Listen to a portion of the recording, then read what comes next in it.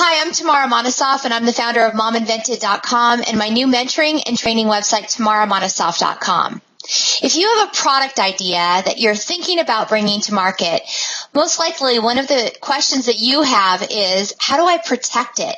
And that's why I am delighted to introduce you to my special guest and friend, John Merchant of J. Merchant Law.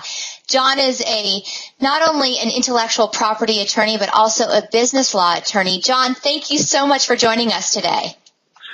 It's great to be here. Thanks. One of the questions that is just a buzz right now is that there is a new law that's affecting patents, and I know there's a lot of confusion out there in terms of what inventors should do about it and whether they should rush out and get a patent. So can you tell us about the law and how this impacts inventors? Well, the United States law has changed to be more in keeping with the rest of the world. We're moving from what's called a first-to-invent system to a first-to-file system. And the way it used to be was that you would establish priority over who owned an invention based on when they invented it.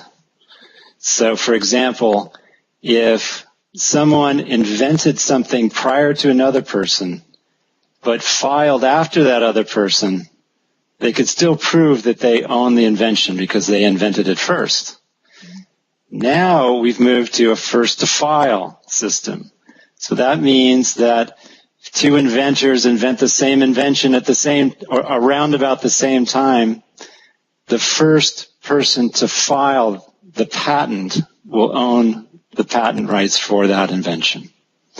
So that creates somewhat of a difference in the way people go about filing for patent protection.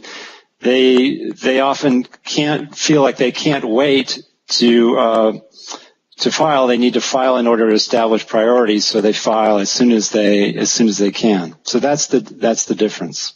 So what does this mean for inventors? I mean, that's a lot of pressure, it seems like, to rush out and patent your idea. What are your thoughts?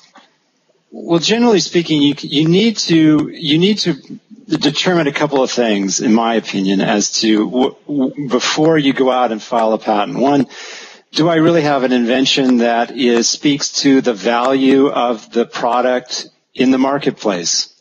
And if you're determining that, yes, I believe that what I have, or some aspect of what I have, is new, is novel and not obvious, and is patentable, then you need to reduce that to writing and get something on file as soon as possible to protect your patent rights.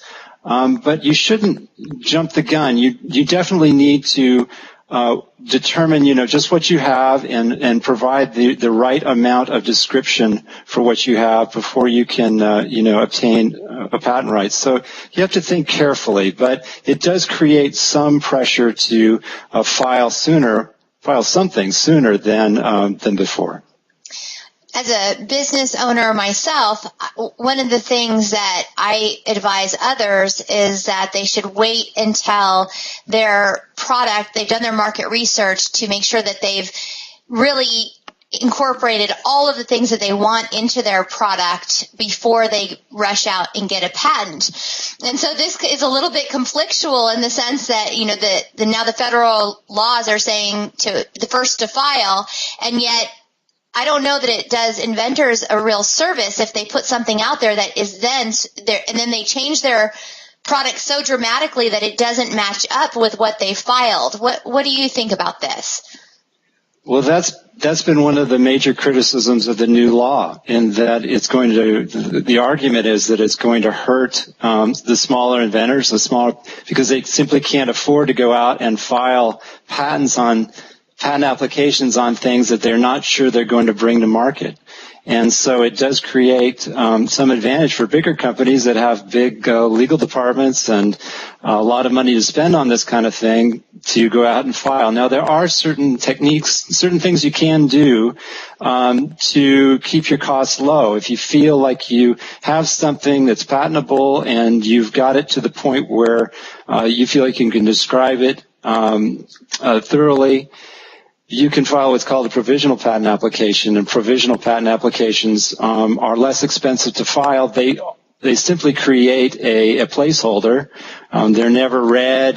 They're not examined. No actual patent will issue on a provisional application, but it gives you a priority date. It gives you the opportunity to establish yourself as the first to file. So there are things that you can do. Good, and I'm glad you brought that up because that is a topic for one of our future interviews, and so I hope that you'll go into much more detail about how to use a provisional patent application for inventors to their advantage, and so we'll go into that in more detail in the next interview. But I think that's it for now, John, and thank you so much for that explanation of the law. I think that's going to give inventors some clarity about the difference because I think it's been caused a lot of confusion out there, and so I really appreciate you taking the time today. You're welcome. It's great to be here. I hope you'll join us for our next segment with John Merchant of J. Merchant Law, because John is going to next tell us about what the difference is between a utility patent and a design patent, what this means for you, which one is more powerful, and which one you can use to your own advantage as you're considering bringing your product to market. I hope you'll join us. Thanks so much.